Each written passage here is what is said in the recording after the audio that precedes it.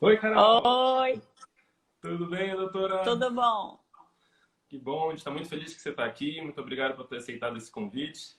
A sua participação, o seu relato, eu acho que para os outros colegas, eu acho que vai ser de bastante valia ali para ajudar outros colegas a quem está aí mais ou menos nessa dúvida em relação ao curso, em relação às ações, né, do que fazer no seu consultório particular. Eu acho que o seu relato vai ajudar bastante nossos colegas. Legal. E eu queria começar te perguntando, na verdade, queria que você falasse um pouquinho sobre a sua trajetória, né? Ser cirurgiã de mão, mas fala um pouquinho pra gente dessa trajetória, o que te levou à cirurgia de mão, como é que... Fala um pouquinho pra gente, só pra gente contextualizar aí o Então, início. minha família é toda de médico, né? Então não tinha como ser diferente. Acabei indo pro ramo da medicina mesmo. Eu fiz faculdade aqui em Manaus, né? Da faculdade passei direto para residência de ortopedia no Adriano Jorge, assim como meu pai é ortopedista também. Aí meu pai também é cirurgião de mão, então eu acabei seguindo o trajeto, né? Aham. E acabei, como Manaus não tem especialidade em mão, fui fazer na USP de Ribeirão Preto mão. Acabei emendando o mestrado, e acabei tudo e voltei para Manaus. Uhum. Bacana. Daí comecei a vida de plantão, igual todo Pois é, mundo. aí como é que foi a sua vida em relação a isso? Você começou a dar plantão, abriu consultório, já tinha um consultório, como é que foi que você estruturou a sua parte profissional?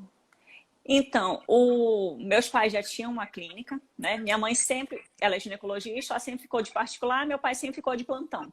Como eu segui tudo dele, eu acabei indo para esse lado do plantão também. Até porque, pelo menos em Manaus, poucos ortopedistas ficam só de clínica, né? Só de particular, na verdade. Então, eu acabei voltada só para plantão. O tempo todo plantão e consultório, quase nada.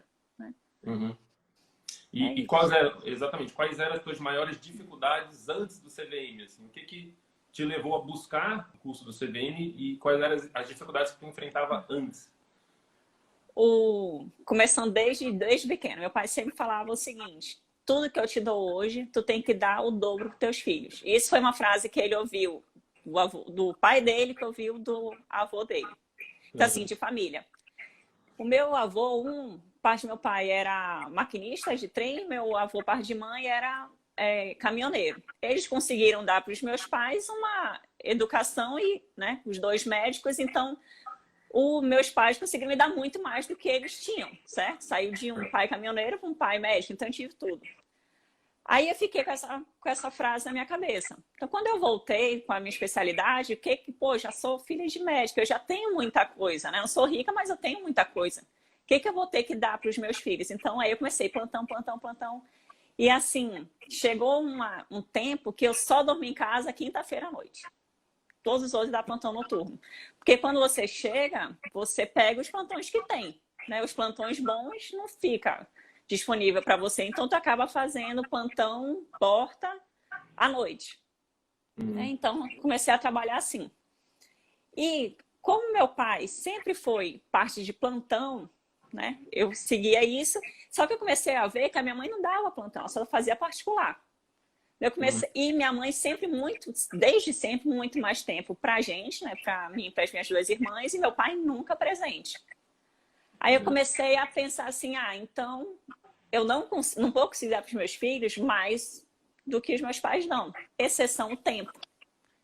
Então, o que eu preciso dar para os meus filhos? O tempo, que eu vou conseguir dar. Daí calhou de eu ver acho que o Cisne dar alguma live de vocês, alguma coisa assim, falando sobre essa parte, né, de melhorar o consultório. Eu já tinha tentado pesquisar alguma coisa sobre consultório, né, sobre melhorar o consultório, só que assim, tu nunca acredita que vai dar certo. Né? Uhum. Mas, pô, dois caras de Manaus que conhecem o mercado de Manaus, né? Tu e o Cisne. Então, assim, tudo foi me levando para esse caminho para ver se. Para me conquistar, digamos assim. Entendi. Bacana. E aí, antes, tu já atendias no consultório particular, mas era predominantemente plantão, era isso? E como é que era teu consultório Para te particular dizer, antes? o consultório chegou a ter um mês todo sem paciente nenhum. Uhum. Tava, como é o consultório, eu e minha irmã, né? De vez em quando minha mãe ia, então elas rendia um consultório, né? Meio que uma coisa de família e ia rendendo. Não perdia dinheiro, mas também não ganhava. Ele ficava mais de plantão, sim. Entendi. E aí, com o CVM, quais foram as ações, quais foram as ferramentas ali que você conseguiu ter contato e que você conseguiu implementar? E qual foi o impacto disso ali nessa tua prática clínica, enfim, em resultados para o teu consultório? O que me chamou muita atenção foi o método PAI de vocês, né, do programa de acompanhamento. Antes eu só pensava em atender e pronto, né? Não criar uma linha, um acompanhamento com o paciente, né? Então, assim, eu chegava, ia direto pro consultório, a secretária levava o paciente, eu explicava o que o paciente tinha e tá bom, acabou, né? Já vocês já foram me mostrando que eu tinha, vai buscar o paciente na porta, né? Encosta no paciente, fala desse jeito, explica, tem um tempo maior. Acho que isso tudo foi colocando na minha cabeça, eu fui tendo mais resultado, né? Que o paciente se sente mais próximo. Fora que a gente criou também um link, né, com o paciente, via o WhatsApp, a gente colocou também fisioterapeuta na clínica, eu, fisioterapeuta e a técnica de enfermagem, né, quando faz cirurgia. Então, tem o WhatsApp, nós três lá, nós quatro, né, com o paciente. Então, o paciente se sente o tempo todo atendido. Ele tem algum problema, ele já manda ali. Sempre 3 pessoas à disposição dele. Claro que tem aquele horário, né, comercial, mas o paciente se sente muito mais acolhido. Então, acho que isso os pacientes têm gostado.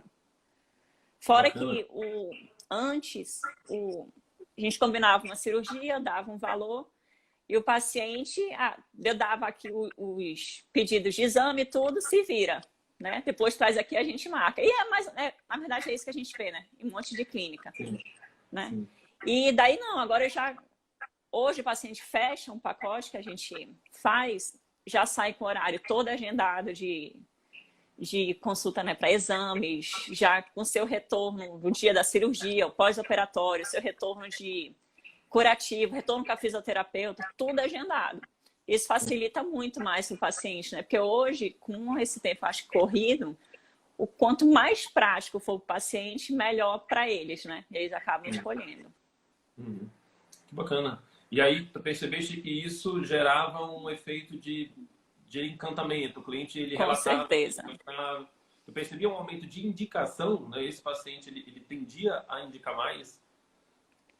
A gente percebe que tu vira o médico da família, né? O ortopedista da família. Ele começa a vir um paciente, aí depois já traz, no retorno, já traz um outro acompanhante, daí o acompanhante depois já vem com o paciente, com o outro, vai criando uma cadeia assim, né? Eles vão te conhecendo até para indicação de cirurgia também. Bacana.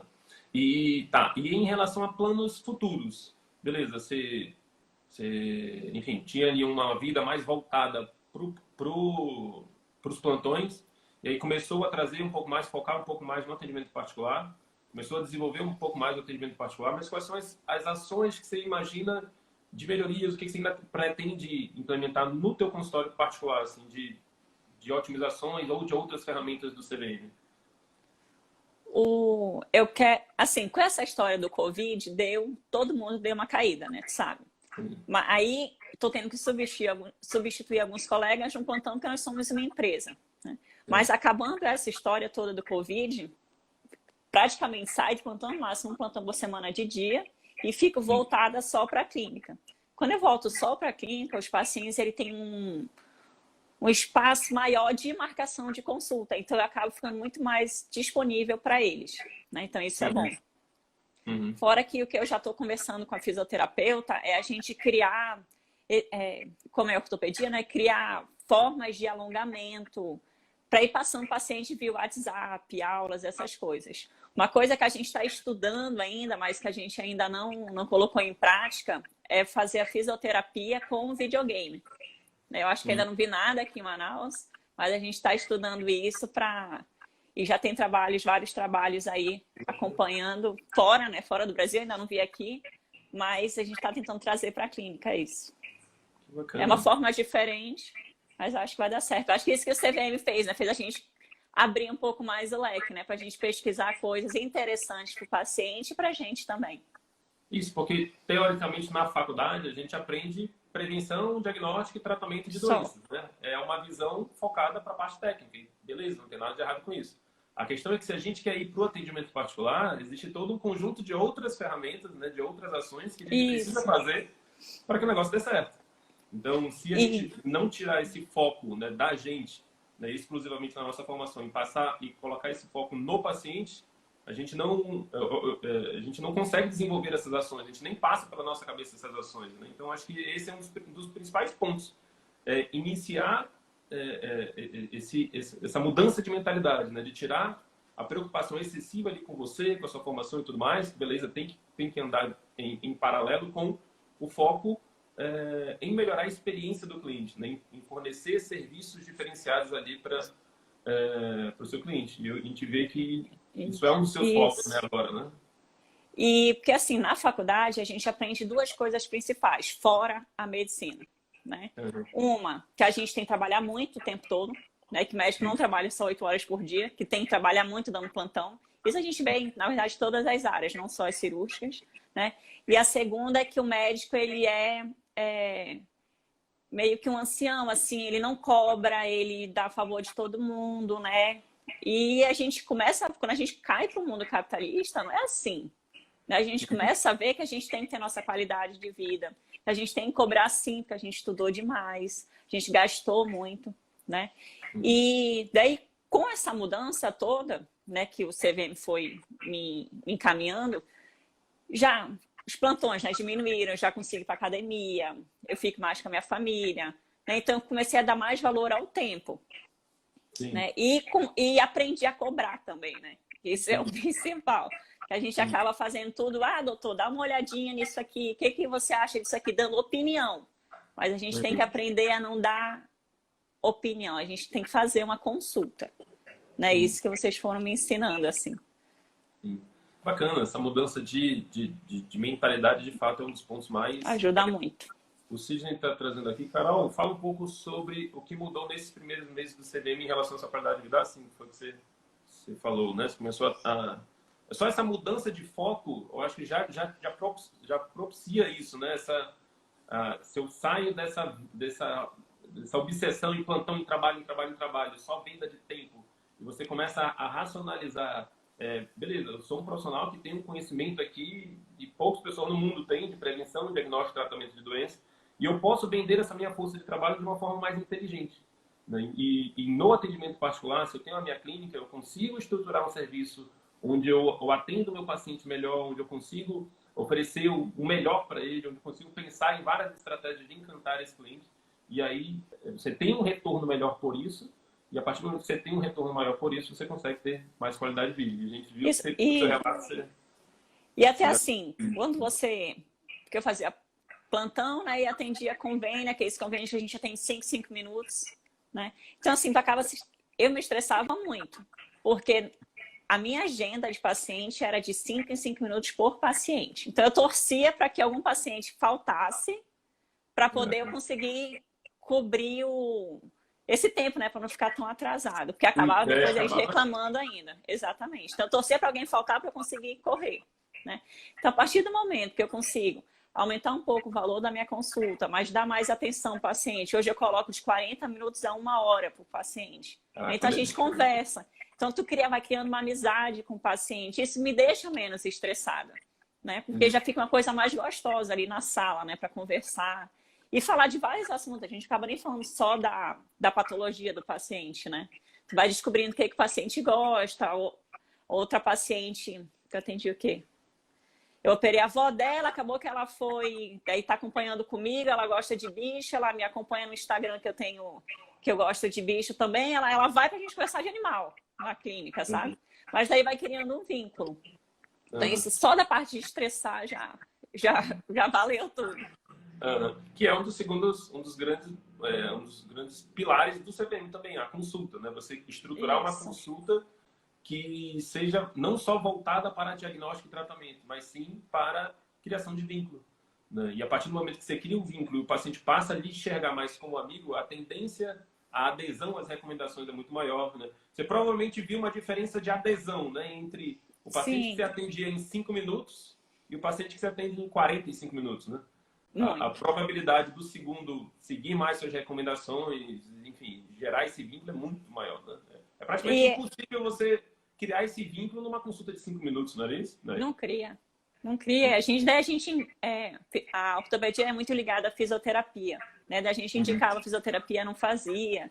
Então, a partir do momento que eu criei esse vínculo ortopedia e fisioterapia num grupo só, já acabo prendendo um pouco mais o paciente no tratamento, né? Sim. Fora que todo dia no WhatsApp a secretária manda para ele aí, como é que tá a sua dor? E a fisioterapia, você fez o alongamento? Então o paciente aí se sente meio que cutucado assim para poder fazer o tratamento, né? Mas ao Sim. mesmo tempo supervisionado, né? Ele tá sendo agradado também. Sim. Tem um estudo que ele foi feito uma meta-análise que o estudo foi com mensagem de texto. E só do grupo, né, do profissional, mandar uma mensagem de textozinho, relembrando ali a medicação, isso chegou a aumentar, chegou até a dobrar a adesão terapêutica às terapias medicamentosas, né? Então, uma simples mensagem de texto. Imagine um acompanhamento desse, onde você tem agora o WhatsApp, o telemonitoramento, onde você pode, enfim, colocar uma equipe ali à disposição, colocar uma fisioterapeuta, colocar uma técnica de enfermagem para também estar fazendo esse acompanhamento. A gente consegue até potencializar esses resultados, né? A gente sabe que muitos dos nossos resultados dependem dessa adesão dos nossos pacientes às nossas recomendações. Então, se ele simplesmente sair dali e não seguir sua recomendação, ele não vai ter resultado e provavelmente não vai voltar. Então, é um tiro no pé, né? Você montar um consultório super bonito para atender o paciente em 5 minutos. Né? Isso. Então, acaba que tem que criar, você entra num círculo vicioso, né? De um atendimento mais rápido, um paciente que não segue suas recomendações, você não cria vínculo e, enfim, ele não volta. Totalmente diferente de quando você faz esse atendimento que você estruturou, tem uma consulta de 40, 50 minutos, cria o vínculo, institui ali um programa de acompanhamento e aí você consegue, enfim, ter um paciente como um amigo, ter um paciente que te indica, ter um paciente que adere às suas recomendações. Eu acho que você E fora, Uhum. se ele não aderir à recomendação, ele não fica bom, ainda vai falar mal de ti depois, né? Porque o culpado foi você que não tratou ele, não ele que não fez as recomendações certas. Sim, sim. Bacana. E, Carol, para a gente fazer se você tivesse que fazer uma análise hoje, assim, do mercado médico, como é que você vê hoje? Você acha que uma análise atual e futura, o que você imagina, assim, está nesse momento de saturação? Como é que você analisa essa questão do mercado?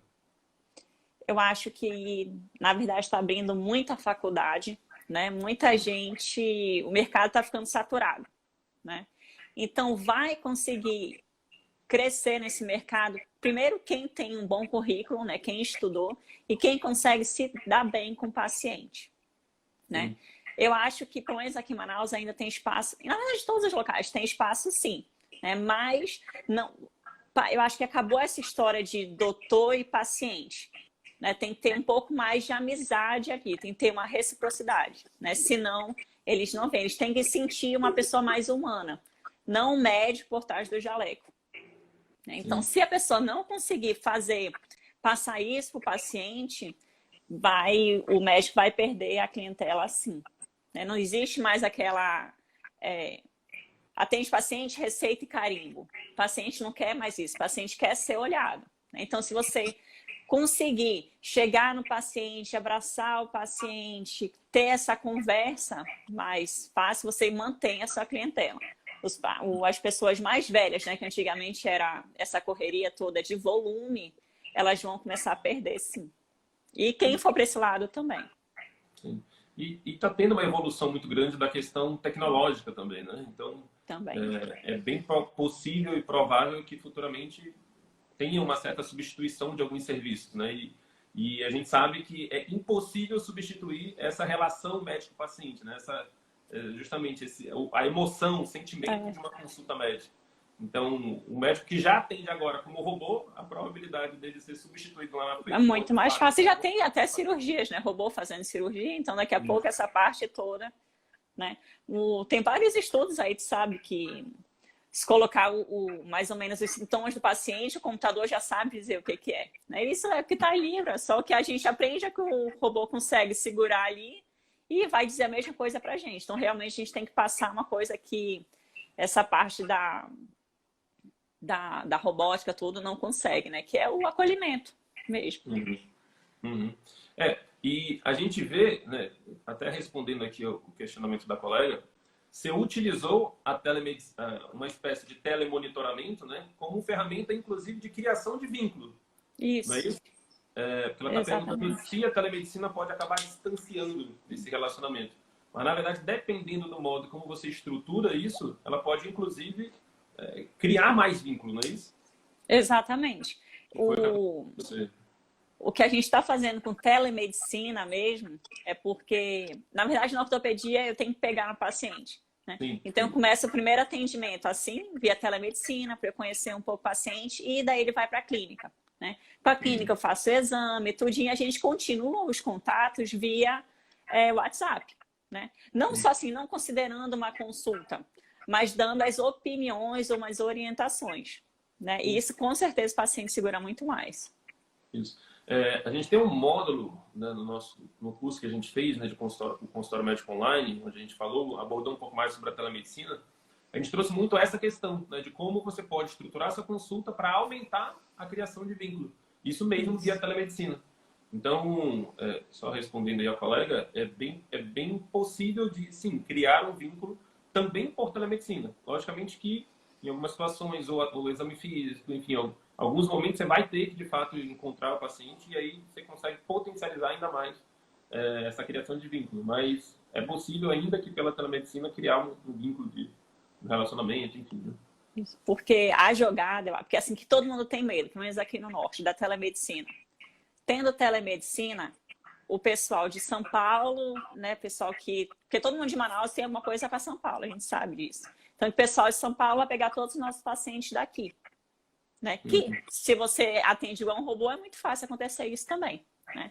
Mas se você, o primeiro atendimento, você conversa assim, igual a gente está conversando com o paciente, aí fala, não, mas eu preciso te ver, tu tem que vir aqui, eu te examino. Aí a segunda consulta, o retorno, tu já pega no paciente uma coisa que por telemedicina o paciente não conseguiria fazer isso com um cara lá de São Paulo, tu acaba segurando o paciente. Entendeu? Então, eu optei por fazer uma coisa mais híbrida. Né? Eu acho que é a forma que eu vou conseguir fugir, né, de perder os pacientes para lá e, na verdade, qualquer cidade menor, né, que acaba perdendo. Sim. Pegando aqui o comentário do JP, né, o médico que trabalha com robô deve ser substituído por um robô, exatamente. E aí ele fez um outro comentário aqui, que eu acho que é até a pergunta que eu iria te fazer agora. Ele falou que deveria ser uma cadeira, que os conhecimentos que a gente aborda, né, no curso, né, de captação, de encantamento, de fidelização de clientes, deveria ser uma cadeira, aqui, uma disciplina obrigatória na faculdade. O que você diria, Carol, se você tivesse... imagine que você está aqui e você está olhando para a Carol que está saindo da faculdade, saindo da residência. Que conselho você daria para essa Carol? Ou, enfim, ou para colegas que estão saindo ali da residência, da formação médica? Eu falaria para ter foco e criar tempo. Né? Na verdade, a gente sai da faculdade querendo dinheiro. Essa é a verdade. A gente quer trabalhar e ter dinheiro. Né? Eu acho que o ideal é você focar numa especialidade, focar no teu futuro, focar no teu consultório, né?